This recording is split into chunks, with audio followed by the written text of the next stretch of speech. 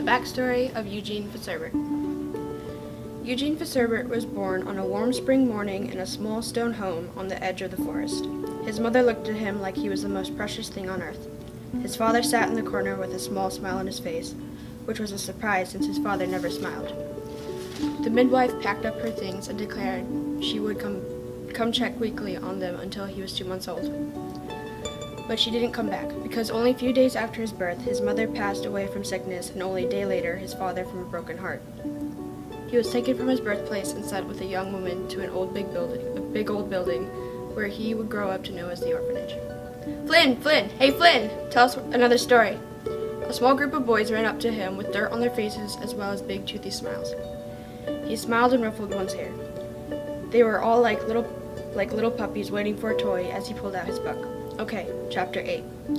Flanagan was riding his mighty steed when the Great Witch attacked. He read to the other younger boys. He hated his birth name because it reminded him of the family he never had, so he convinced all the other boys his name was Flynn Rider, since he was the eldest of the 20 orphan boys that looked up to him like a brother. Even though he liked the boys and telling them stories, he could not wait to leave the dreary prison that was the orphanage. He has waited 17 years to leave and couldn't wait to turn 18. Only a week away, he thought, then I can leave. What most probably don't know is that Eugene had always had issues growing up. He got into trouble with the other boys and was stealing whatever he could. Food, jewelry, money, whatever he thought was worth it. But he didn't do it for fun. It was because he liked the things he did steal. Like the kitchen rolls, because they were absolutely delicious. They were buttery clouds of goodness. Then there was the earring incident when he was 9, and then the time he took one of the older boys' money back.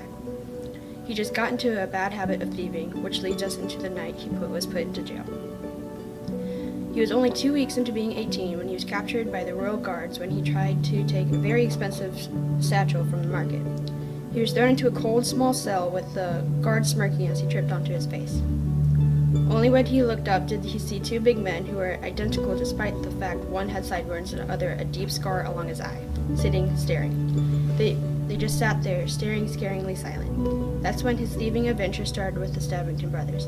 They escaped the jail, which involved one Stabbington fist, a guard's nose getting broken, and a salamander.